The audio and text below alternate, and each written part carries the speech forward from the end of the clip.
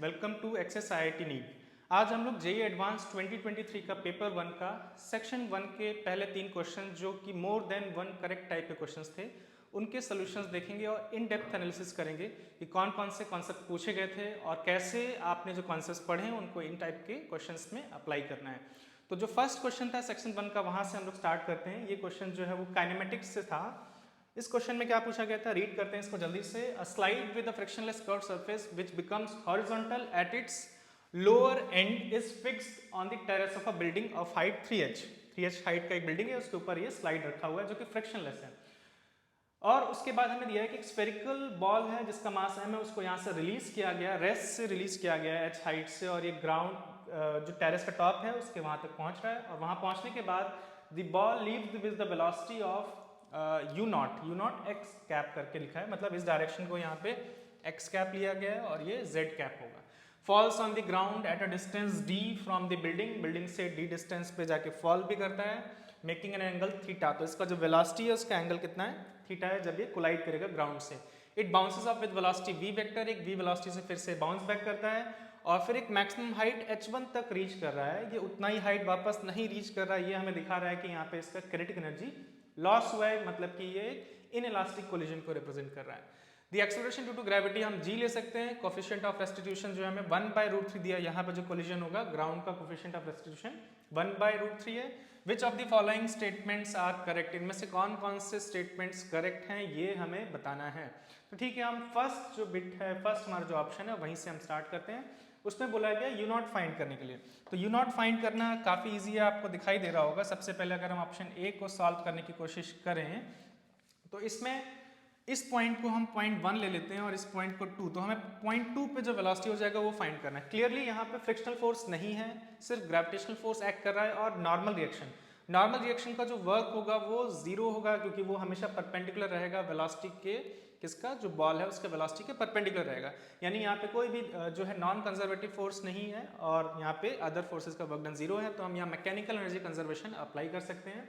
Point 1 पे जो kinetic energy और पोटेंशियल एनर्जी का जो सम होगा वही किसके इक्वल होगा, kinetic energy and potential energy at point 2। तो हम बोल सकते हैं according to mechanical energy conservation K1 plus U1 equals to K2 plus U2। जल्दी से वैल्यूज पुट करते हैं। यहाँ पे रेस्ट से इसको रिलीज किया गया था, इनिशियल वेलोसिटी 0, काइनेटिक एनर्जी 0 है। हम यहाँ पे रेफरेंस अगर ले लेते हैं तो यहाँ से हाइट अगर h है तो यहाँ पे पोटेंशियल एनर्जी जो होगा वो mgh होगा, और रेफरेंस यहाँ पर है, मतलब हम यहाँ पे 0 पोटेंशियल एनर्जी ले रहे हैं इस पॉइंट तक, 2 पॉइंट तक। और दूसरे एंड पे किनेटिक एनर्जी जो है वो हमें नहीं पता है, क्योंकि हमें वेलोसिटी नहीं पता है। वेलोसिटी यू नॉट है तो यू नॉट स्क्वायर लिखेंगे, half m you not square, और प्लस जो पोटेंशियल एनर्जी है वो क्या हो जाएगा, 0। तो इस इक्वेशन से हमें दिखाई दे रहा है कि हम यू नॉट का वैल्यू फाइंड कर सकते हैं। तो यहाँ से m जो है वो m से कैंसिल हो जाएगा, 2 मल्टीप्लाई में जाएगा, तो यू नॉट का वैल्यू आएगा √2gh। यू नॉट का वैल्यू √2gh है और साथ में ये पहले से x कैप डायरेक्शन में वेलोसिटी है, तो हम u naught vector equals to √2gh x cap लिख सकते हैं। तो यानी कि जो फर्स्ट जो हमारा ऑप्शन है वो करेक्ट है। यहाँ पे √2gh x कैप इसका वेलोसिटी होगा जब ये पॉइंट 2 पे रीच करेगा। सेकंड, हमें वेलोसिटी v वेक्टर की बात कर रहा है, मतलब जिस वेलोसिटी से ये बाउंस ऑफ किया था उस वेलोसिटी को हमको फाइंड करना है। तो इसको हम देखते हैं ध्यान से, इसमें क्या कैलकुलेशन किया जाएगा, कैसे किया जाएगा। सबसे पहले मैं एक सेपरेट बोर्ड यहाँ पे यूज कर ले रहा हूँ इसके लिए। तो देखते हैं कैसे हम v वेक्टर को फाइंड करेंगे। यहाँ पे v वेक्टर फाइंड करने के लिए हमें ध्यान रखना है कि ये वेलोसिटी आफ्टर कोलिजन है। आफ्टर कोलिजन अगर फाइंड करना है तो वहां तो हम कोफिशिएंट ऑफ रेस्टिट्यूशन को यूज कर सकते हैं, और वो तब यूज कर सकते हैं जब हमें बिफोर कोलिजन जो है, जस्ट बिफोर कोलिजन जो वेलोसिटी था वो कितना था वो पता हो। तो सबसे पहले उस पर फोकस करते हैं। अगर हम इस डायग्राम में देखें तो ये जब ये कोलाइड कर रहा है तो वेलोसिटी, जिस वेलोसिटी से ग्राउंड से कोलाइड कर रहा है, अगर हम उसका डायरेक्शन ड्रॉ करें तो कुछ ऐसे है वेलोसिटी। ये एंगल हमें थीटा दिया है तो ये एंगल भी थीटा होगा। तो अगर हम कोलिजन के समय कितना वेलोसिटी है उसको फाइंड करने की कोशिश करते हैं, उसको यूज करके using coefficient of restitution after collision हम वेलोसिटी फाइंड करने की कोशिश करेंगे। तो पहले इस वेलोसिटी पे फोकस करते हैं। इस वेलोसिटी के जो है वो 2 कंपोनेंट्स होंगे, एक राइट की तरफ यानी कि एक्स कैप में, और एक जो है वो डाउनवर्ड डायरेक्शन में, मतलब नेगेटिव जेड कैप में। दोनों कंपोनेंट फाइंड करने के लिए हम लोग यहाँ पे ये हॉरिजॉन्टल प्रोजेक्टाइल वाला केस हो गया है, जिसमें एक ऑब्जेक्ट को आप एक सर्टेन हाइट्स थ्रो करते हैं हॉरिजॉन्टली, तो वो मूव करता हुआ जा रहा है। आपको क्या क्या दिया है वो डाटा जल्दी से नोट करते हैं यहाँ पे और फिर सॉल्व करते हैं इस पार्ट को। हमें दिया हुआ है कि इनिशियल वेलोसिटी जो x डायरेक्शन में है उसका मैग्नीट्यूड है √2gh, एक्सेलरेशन x डायरेक्शन में 0 होगा। इनिशियल वेलोसिटी इन जो y डायरेक्शन होगा वो तो 0 है क्योंकि y कंपोनेंट इसका क्या है 0 है, और एक्सेलरेशन इन y डायरेक्शन जो है वो -g है, -g डाउनवर्ड डायरेक्शन में, ठीक है। ये हमारे पास डाटा अवेलेबल है फॉर दिस सेकेंड बिट। अब जब ये यहाँ पहुँचेगा क्लियरली जल्दी से देखते हैं, एक्सेलरेशन x डायरेक्शन में 0 है, इसका मतलब x डायरेक्शन का जो वेलोसिटी है वो चेंज नहीं होगा। अगर x डायरेक्शन का वेलोसिटी चेंज नहीं होगा तो यहाँ पे x डायरेक्शन का वेलोसिटी √2gh था, तो यहाँ पर भी कितना रहेगा √2gh, जो कि आप थर्ड इक्वेशन से भी फाइंड कर सकते हैं या फर्स्ट इक्वेशन से भी आप फाइंड कर सकते हैं, क्योंकि एक्सेलरेशन जो है वो क्या हमारे पास यहाँ पे 0 है। y डायरेक्शन का वेलोसिटी फाइंड करते हैं, तो मैंने यहाँ पे y लिखा है, y की जगह यहाँ पे z दिया है डायरेक्शन, तो z ही मेंशन करते हैं इसको, यहाँ पे z लिखा गया है। तो z डायरेक्शन का अगर हम वेलोसिटी फाइंड करना चाहते हैं तो वेलोसिटी हम यहाँ पे, क्योंकि हमें डिस्प्लेसमेंट पता है y डायरेक्शन में कितना हो रहा है, हमें एक्सेलरेशन पता है, टाइम नहीं पता है, तो थर्ड इक्वेशन है जो कि बिना टाइम के भी जहाँ से हम चीज़ें फाइंड कर सकते हैं। थर्ड इक्वेशन अगर मैं लिखता हूँ इन z डायरेक्शन, अगर हम लोग थर्ड इक्वेशन लिखते हैं तो थर्ड इक्वेशन है v² = u² + 2as। तो y डायरेक्शन में z डायरेक्शन में जो वेलोसिटी है वो तो हमें फाइंड करना ही है। दूसरा इनिशियल वेलोसिटी इन z डायरेक्शन जो है वो 0 था, +2 एक्सेलरेशन जो है वो हमारे पास -g है, और डिस्प्लेसमेंट जब ये यहाँ से आएगा तो y डायरेक्शन में जो डिस्प्लेसमेंट होगा वो -3h है। डायरेक्शन के साथ लिखना है, जब आप इक्वेशन यूज कर रहे हैं डायरेक्शन भी इंक्लूड करना है, तो यहाँ -3h आएगा। तो vz का वैल्यू कितना हो जाएगा 6gh विद रूट, ये हमें vz का वैल्यू मिल गया। तो हमारे पास vz का वैल्यू आ गया है और ये जो vx था उसका वैल्यू भी आ गया है, यानी हम बोल सकते हैं कि हमारे पास जस्ट बिफोर कोलिजन जो वेलोसिटी था उसका वैल्यू मिल गया है। तो उस वेलोसिटी को यहाँ पे लिख लेते हैं, या मैं कंपोनेंट यहाँ लिख दे रहा हूँ, दूसरा कंपोनेंट √6gh है जो कि डाउनवर्ड डायरेक्शन में होगा। अब हमसे जो क्वेश्चन में बोला गया वो v फाइंड करना है, v फाइंड करना है मतलब इसके भी दोनों कंपोनेंट हमको फाइंड करने होंगे। तो उनको अगर हम ड्रॉ करें तो एक x कंपोनेंट होगा और एक y कंपोनेंट होगा। कैसे फाइंड किया जाएगा इसको ध्यान से समझते हैं। इसको मैं हटा रहा हूँ, हमने जो हमारे आंसर्स आए थे उसको यहाँ लिख लिए हैं, तो इसको कैसे फाइंड किया जाएगा इस पर फोकस करते हैं। क्योंकि ये 2 डायमेंशनल कोलिजन है तो हमें सबसे पहले जो है लाइन ऑफ इम्पैक्ट पता करना होगा। सबसे पहले जब ये बॉल जो है आके ग्राउंड से कोलाइड किया होगा उस समय ये इनका कॉमन टेंजेंट है, और लाइन ऑफ इम्पैक्ट जो है वो परपेंडिकुलर होता है कॉमन टेंजेंट के, ये आपको पता होना चाहिए।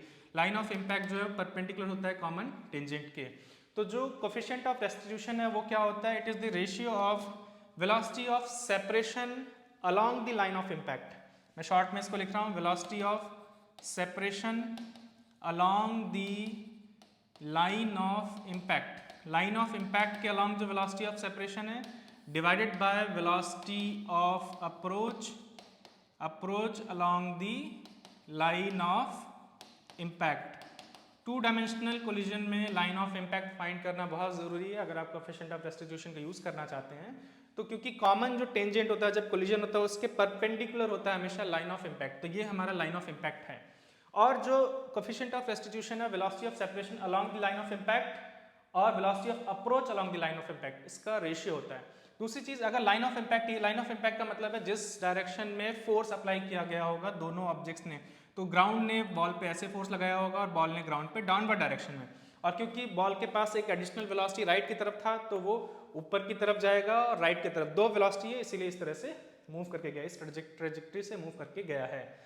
तो अगर हमें फाइंड करना है कि इसका वेलोसिटी आफ्टर कोलिजन कितना होगा, तो पहली बात तो ये है कि x डायरेक्शन में तो कोई फोर्स आया ही नहीं, लाइन ऑफ इम्पैक्ट तो z डायरेक्शन में, यानी इस डायरेक्शन में कोई फोर्स नहीं है, यानी ये वाला कंपोनेंट चेंज नहीं होगा। इस डायरेक्शन में कोई मोमेंटम चेंज नहीं होगा, ना ही वेलोसिटी चेंज होगा, मोमेंटम चेंज सिर्फ इस डायरेक्शन में होगा, बॉल का मोमेंटम चेंज इस डायरेक्शन में होगा क्योंकि फोर्स इसी डायरेक्शन में है।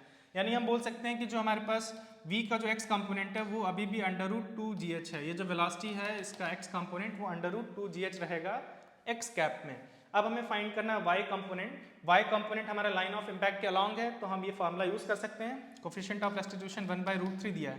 वेलोसिटी ऑफ सेपरेशन कैसे होगा, जब ये बॉल आया ग्राउंड से कोलाइड करके ऊपर दूर जा रहा है, बट लाइन ऑफ इम्पैक्ट के अलोंग देखें अगर तो इस तरह से जा रहा है, तो ग्राउंड टू रेस्ट में तो जिस वेलोसिटी से बॉल जा रहा है वही हमारा वेलोसिटी ऑफ सेपरेशन होगा, यानी वेलोसिटी ऑफ सेपरेशन v होगा z डायरेक्शन में, जो कि हमको फाइंड ही करना है जिस वेलोसिटी से ये जा रहा है।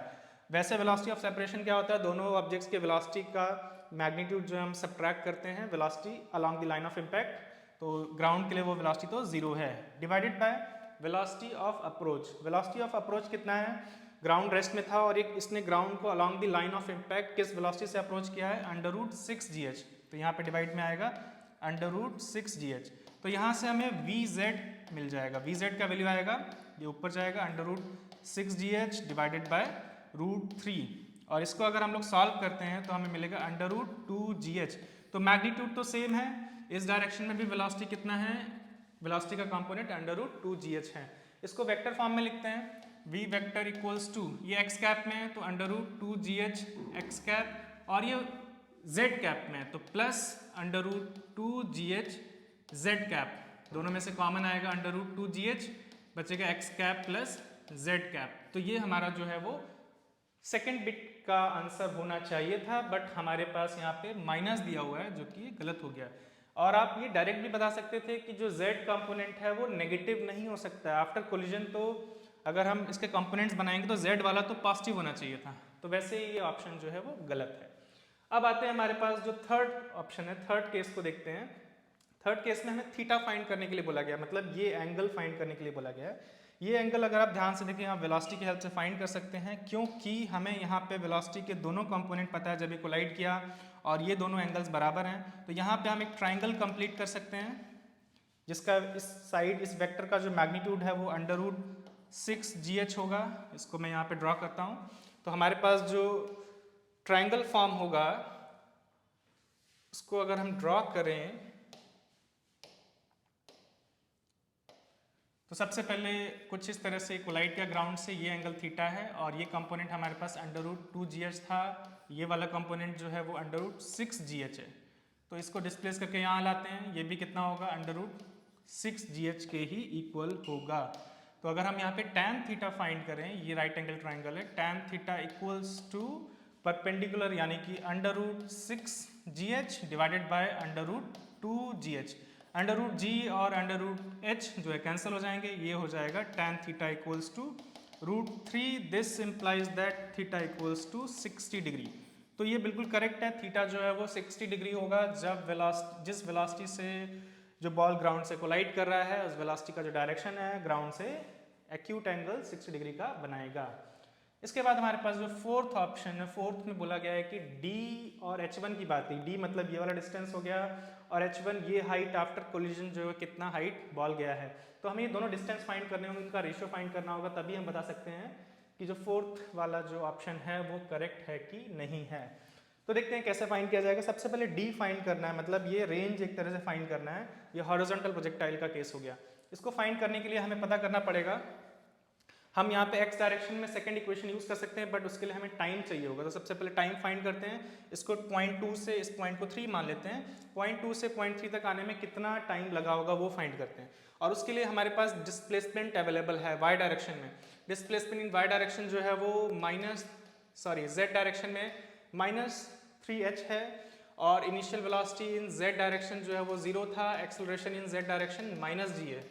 तो यहाँ से हम टाइम निकाल सकते हैं using second equation. Second equation z direction में अगर लिखेंगे तो s equals to ut plus half at square लिखा जाएगा, और डिस्प्लेसमेंट का वैल्यू है -3h, u का वैल्यू कितना है, u 0 है, प्लस हाफ, एक्सेलरेशन है -g इंटू टी स्क्वायर। तो यहाँ से हम t अगर फाइंड करें, माइनस से कैंसिल हो जाएगा, ये 6h बाय g का स्क्वायर रूट, ये हमें टाइम मिल गया। मतलब यहाँ से यहाँ तक जाने में जो टाइम लगेगा, एक तरह से वो टाइम ऑफ फ्लाइट है इस केस के लिए, वो √6h बाय g होगा। इतने ही टाइम में इसने हॉरिजॉन्टल डिस्टेंस कितना कवर किया है, इसके लिए हम फिर से यही इक्वेशन यूज कर सकते हैं, बट इस बार x डायरेक्शन में। तो डिस्प्लेसमेंट अगर हमें इन z डायरेक्शन था, x डायरेक्शन में, इन x डायरेक्शन अगर हम इसको अप्लाई करना चाहें तो s equals to ut plus half at square होगा, और u का वैल्यू हमें पहले से दिया था √2 gh, आपको याद होगा ux जो है वो हमारे पास √2 gh है, और टाइम अभी हमने देखा कितना लगा, √6h by g। Acceleration x direction में 0 है, ये तो 0 हो जाएगा, इसको सॉल्व करते हैं, √g से √g कैंसिल, ये h और h स्क्वायर हो जाएगा, 6 और 2 12 हो जाएगा विद इन रूट, और ये जो एच एक्स जो है एस जो डिस्प्लेसमेंट है वो डी के इक्वल है। तो हम ऐसा बोल सकते हैं कि डी का वैल्यू 12h² हो जाएगा विद इन रूट। तो डी का वैल्यू यहाँ से क्या आएगा, 12 का रूट अगर हम लोग निकालेंगे तो 2√3 लिखा जा सकता है इंटू एच। ये हमारे पास डी का वैल्यू आ गया। तो ठीक है, इसको मैं यहाँ लिख लेता हूँ। डी का वैल्यू हमारे पास आया है 2√3h। बचा है हमारे पास h1। h1 भी फाइंड करना है हमको। तो h1 में ये एक तरह से फिर से प्रोजेक्टाइल मोशन है आफ्टर कोलिजन। जो वेलोसिटीज हैं उनको यूज करके हम मैक्सिमम हाइट रीच फाइंड कर सकते हैं। और उसके लिए हम क्या कर सकते हैं, जल्दी से देखते हैं। हमें पता है कि y डायरेक्शन में वेलोसिटी जब ये मैक्सिमम हाइट पे रीच करेगा तो y डायरेक्शन में जो वेलोसिटी है वो तो जीरो हो जाएगा, वेलोसिटी सिर्फ x डायरेक्शन में बचेगा। इस फैक्ट को हम लोग यूज़ कर सकते हैं। हमारे पास यहाँ पे z डायरेक्शन दिया हुआ है। तो इनिशियल वेलोसिटी इन z डायरेक्शन में हमने फाइंड किया था अभी वेलोसिटी के जब दो कंपोनेंट्स फाइंड किए थे। z डायरेक्शन में जो वेलोसिटी था वो √2gh था उसका मैग्नीट्यूड अपवर्ड डायरेक्शन में। उसके बाद हमें जो दिया हुआ था y डायरेक्शन में, अगर हम इसको वेलोसिटी देखें तो फाइनल वेलोसिटी जो है z डायरेक्शन में वो जीरो हो जाएगा। जब ये मैक्सिमम हाइट पे पहुंचेगा तो उस समय इसका वेलोसिटी जीरो हो जाएगा। और अगर हम डिस्प्लेसमेंट देखें तो उसका वैल्यू h1 होगा। और एक्सेलरेशन जो है हमें दिया हुआ y डायरेक्शन में -d है। हम लोग थर्ड इक्वेशन यूज करके h1 का वैल्यू फाइंड कर सकते हैं। तो vz² - uz² equals to 2az और साथ में sz displacement in z direction. ठीक है, ये सारा हमारे पास डाटा है। थर्ड इक्वेशन हम लोग यहाँ यूज कर रहे हैं। तो vz का वैल्यू हमारे पास 0 है, इसका हम स्क्वायर करेंगे तो आएगा 2gh। राइट साइड में 2 इंटू यहाँ पे आएगा -g और ये h1 जो इसका डिस्प्लेसमेंट है z डायरेक्शन में h1 है। यहाँ से 2g कैंसिल हो जाएगा विद माइनस, तो h equals to h1, that means h1 equals to h आया हमारे पास।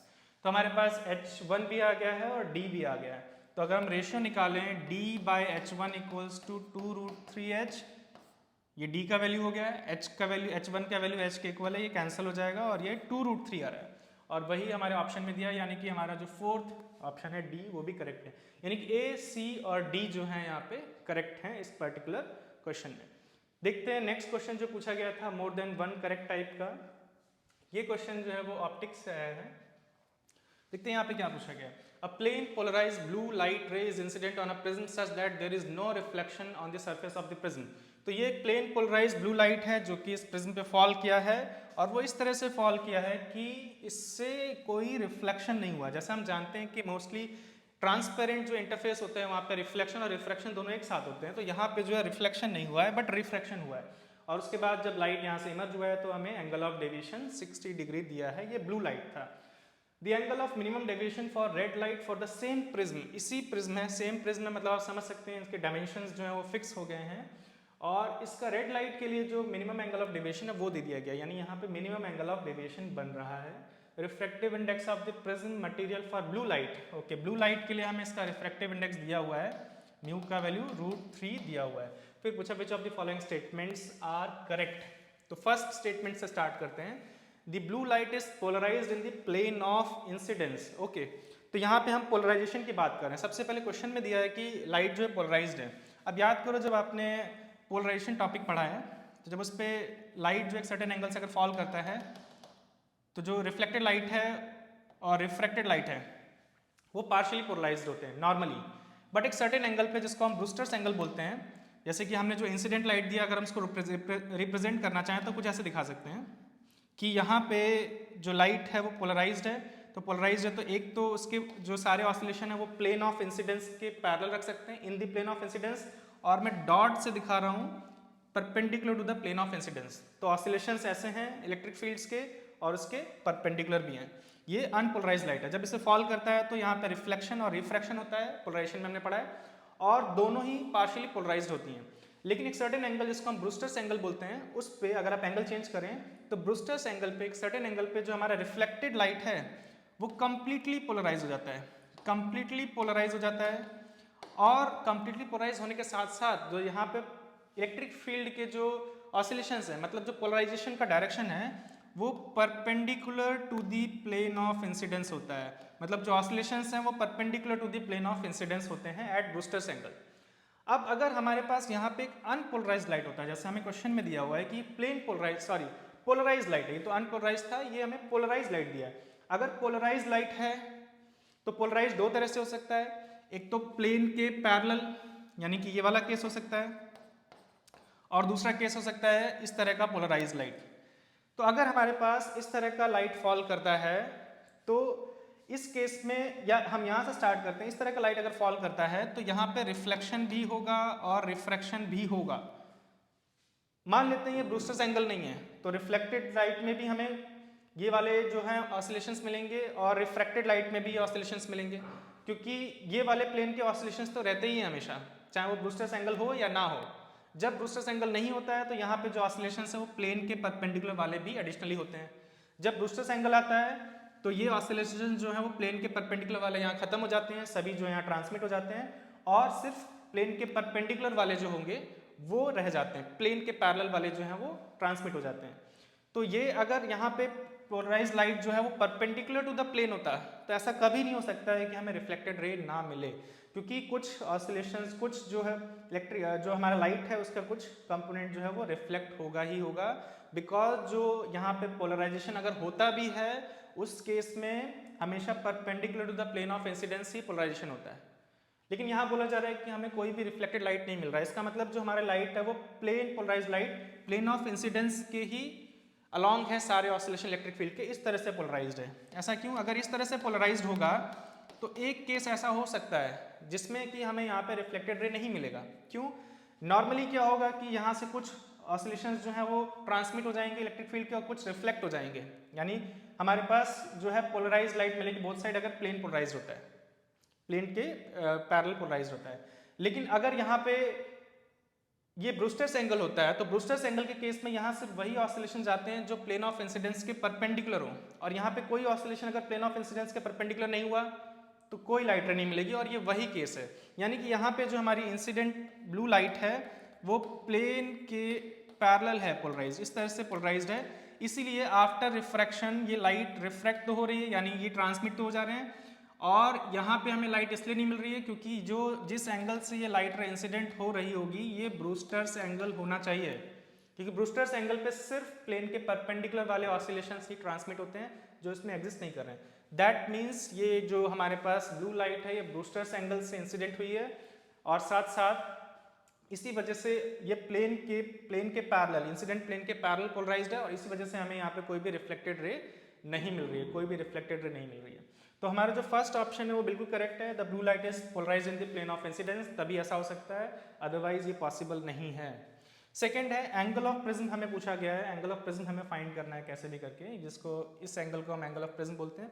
तो देखते हैं हम कैसे फाइंड करेंगे।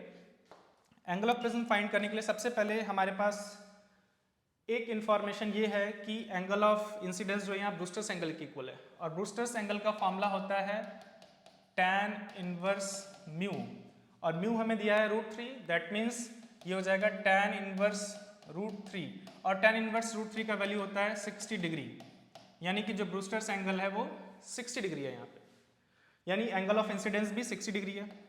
अगर हमें एंगल ऑफ प्रिज्म निकालना है तो हमारे पास एक फॉर्मूला है कि एंगल ऑफ डेविएशन जो है वो I + E - A होता है।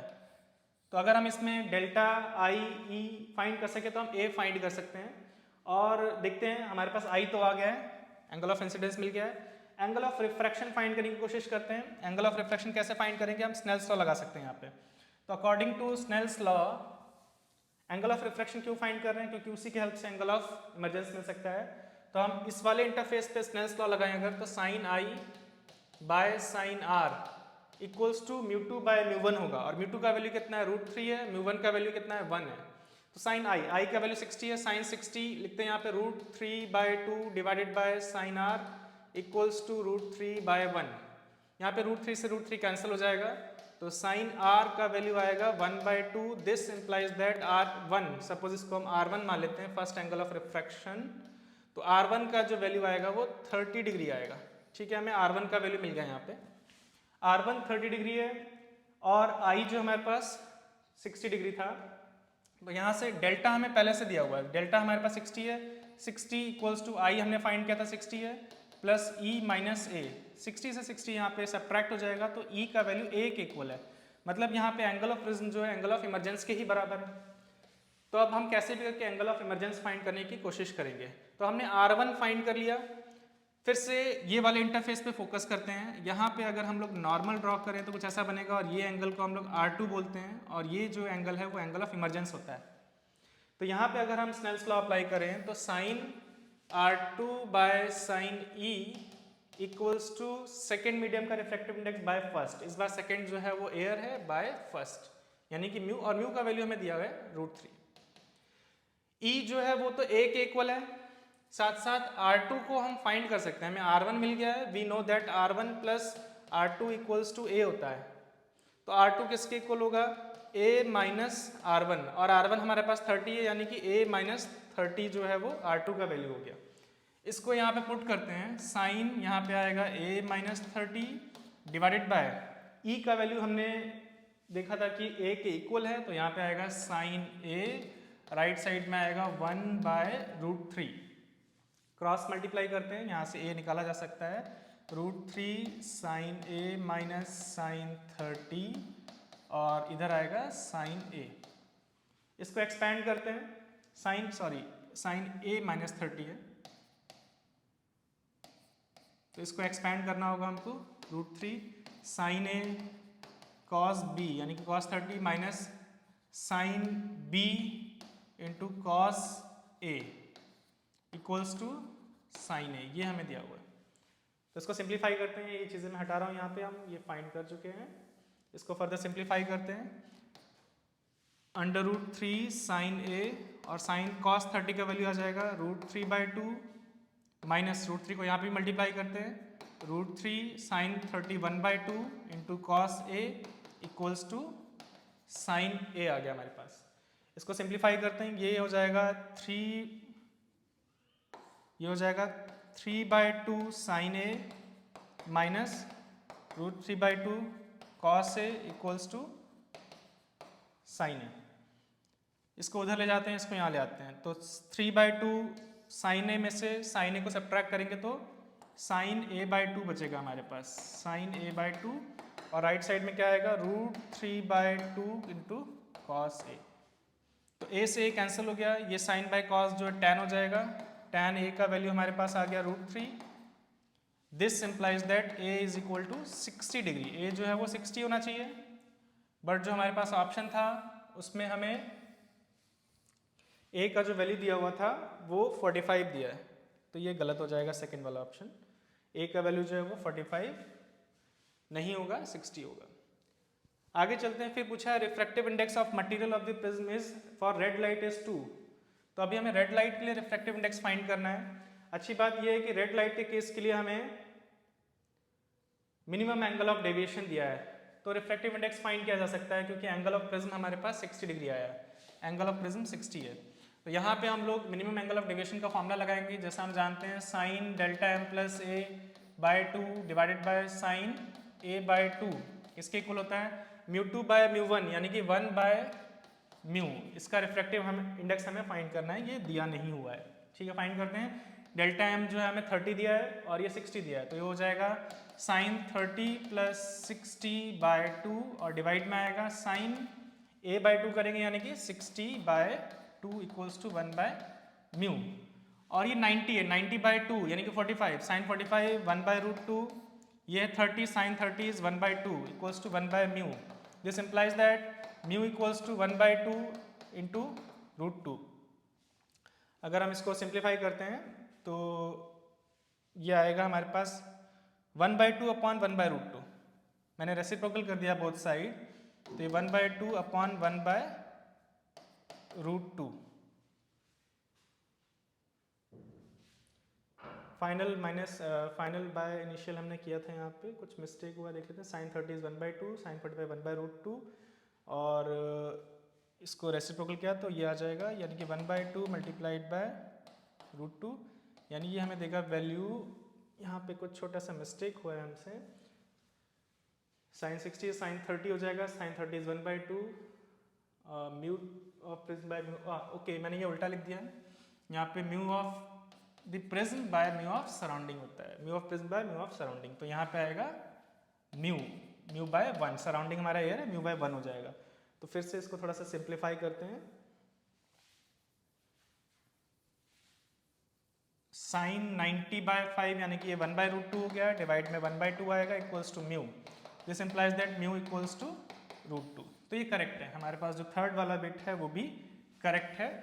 फोर्थ देखते हैं, एंगल ऑफ रिफ्रैक्शन फॉर, मेरे ख्याल से ये ब्लू लाइट की बात कर रहा है जो मुझे याद है, angle of refraction for blue light in the air exit plane. Exit plane पे जो एंगल ऑफ रिफ्रैक्शन है वो तो एंगल ऑफ इमरजेंस है, तो वो 60 डिग्री होगा। ये करेक्ट है बिकॉज एंगल ऑफ इमरजेंस जो है वो ए के इक्वल आया था। तो यानी कि यहाँ पे हमारे पास ए, सी और डी जो है वो करेक्ट ऑप्शन है। चलिए आगे चलते हैं। जो हमारा आज लास्ट क्वेश्चन है उसमें देखते हैं क्या पूछा गया है। हमारे पास एक सर्किट है जिसमें कैपेसिटर और रजिस्टर्स लगे हुए हैं और शुरू में बोला गया भी कैपेसिटर इज इनिशियली अनचार्ज और की के इज ओपन। ये की जो है वो ओपन है। In this condition a current of 1 ampere flows through 1 ohm resistor. तो जो 1 ओम रजिस्टर है इसके थ्रू 1 एम्पियर करंट फ्लो कर रहा है। इसको हम लिख लेते हैं यहाँ पे 1 एम्पियर करंट फ्लो कर रहा है इस कंडीशन में। उसके बाद की को क्लोज किया गया, फिर बोला गया इनमें से कौन से स्टेटमेंट करेक्ट हैं। तो value of resistance R is 3 ओम। तो इसका वैल्यू हमें फाइंड करना है शुरू में। तो ये तो ओपन था यानी कि यहाँ तो करंट नहीं फ्लो करेगा। हमारे पास ये सर्किट रिड्यूस हो गया इतना। सपोज यहाँ से करंट जो है वो आई आया था, या ऐसे भी देख सकते हैं हम लोग कि हमें बोला गया है इस पर्टिकुलर रजिस्टर में जो हमारे पास 1 ओम का रजिस्टर, इसमें 1 एम्पियर करंट फ्लो कर रहा है और यहाँ पे I1 लिखा हुआ है। तो यहाँ से करंट जो आया होगा वो I1 + 1 आया होगा, I1 + 1 आया होगा और वो डिवाइड हुआ है, इस तरह से हम बोल सकते हैं। तो हमारे पास सारे ब्रांचेस में करंट हो गया। किरचॉफ वोल्टेज लॉ लगाते हैं इस वाले लूप में। तो अगर हम मूव करेंगे लेफ्ट टू राइट तो पहले 15 आएगा हायर वोल्टेज, फिर आएगा -I1 + 1 × R और उसके बाद यहाँ से आएंगे -1 और फिर -5 = 0। इसको सिंप्लीफाई करते हैं, I1 + 1 × R इक्वल्स टू, ये 15 है और ये 6 है, तो 15 - 6 कितना हो जाएगा, सॉरी 15 - 6 9 हो जाएगा। तो ये हमारे पास फर्स्ट इक्वेशन आ गया। सेकेंड इक्वेशन के लिए इस लूप में मूव करते हैं।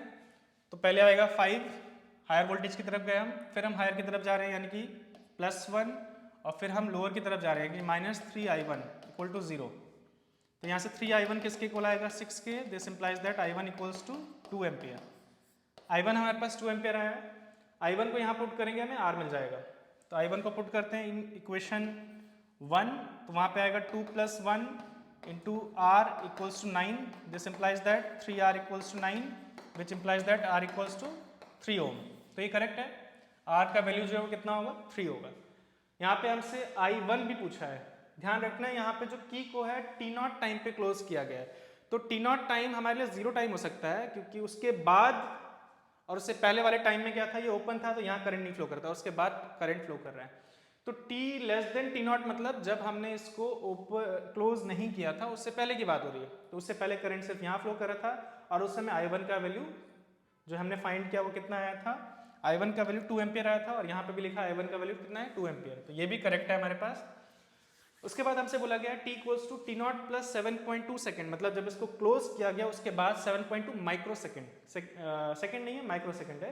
The current in the capacitor is 0.6 ampere. तो अब हम कैपेसिटर का करंट हमको फाइंड करना है। तो यानी कि हम लोग कहाँ पहुँच गए हैं, अब हमें जो है CR जो सर्किट है उस पर फोकस करना है यहाँ पे। तो हम इसको रिड्यूस कर सकते हैं क्योंकि हमारे पास यहाँ पे बैटरीज और रजिस्टर्स हैं। इसको हम सिंगल रेजिस्टेंस और सिंगल बैटरी के फॉर्म में कन्वर्ट कर सकते हैं जिससे कि हम CR सर्किट के फॉर्मूले यहाँ पे यूज कर सकें। तो सबसे पहले ये 3 ब्रांचेस को आप ऐसे ट्रीट कर सकते हैं, ये वोल्टेज और ये बैटरी और इसके इंटरनल रेजिस्टेंस की तरह ट्रीट किया जा सकता है। तो यहाँ पे 0 वोल्ट का बैटरी आप इमेजिन कर सकते हैं, ठीक है। तो अगर हम ये देखेंगे 3 बैटरीज यहाँ पे पैरेलल में, सेल्स पैरेलल में है, तो इनका E इक्विवेलेंट निकालते हैं।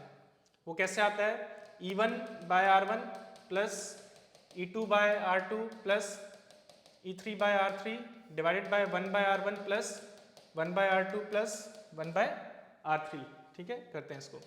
तो E1 कितना है 15 और R का वैल्यू हमने फाइंड किया था 3 है, तो 15/3 जल्दी से करते हैं 5 प्लस ये 5, ये 1 है, ये भी +5। E3 कितना है 0 है, 0/3 यानी कि 0 डिवाइड में क्या आएगा, R हम फाइंड कर चुके हैं 1/3, 3 फाइंड किया था हमने, ये आएगा 1/1 + 1/3। जल्दी से उसको सिंप्लीफाई करते हैं, ऊपर हो जाएगा 10, ये 2/3 है, 2/3 + 1 कितना हो जाएगा 5/3, 3 ऊपर जाएगा, ये 5 × 10 यानी कि 6 वोल्ट आ गया हमारे पास। यानी कि हम इस पूरे को रिमूव करके एक सिंगल बैटरी लगा सकते हैं 6 वोल्ट का, और हमें रेजिस्टेंस भी चाहिए, इक्विवेलेंट रेजिस्टेंस, ये तीनों पैरेलल में तो फाइंड करते हैं। और वो आया था जैसे यहाँ पे 5/3 आया था, यही हमारा 1/R इक्विवेलेंट के बराबर है। तो यहाँ से R इक्विवेलेंट कितना आ जाएगा 3/5, यानी कि इस सर्किट को मैं रिड्यूस कर सकता हूँ एक नए सर्किट में, सिंप्लीफाइड सर्किट में, जो कि CR सर्किट जैसा दिखाई देगा आपको। जल्दी से देखते हैं कैसे।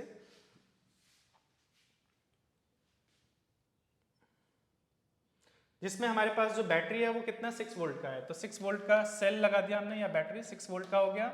उसके बाद एक रजिस्टर जो है हमने रिड्यूस किया किसमें 3/5 में, और अल्टीमेटली हमारे पास एक कैपेसिटर और एक रजिस्टर और है। अगर आप यहाँ पे ध्यान से देखें तो एक रजिस्टर और है 3 ओम का, तो इसको भी सिंप्लीफाई करना होगा फर्दर।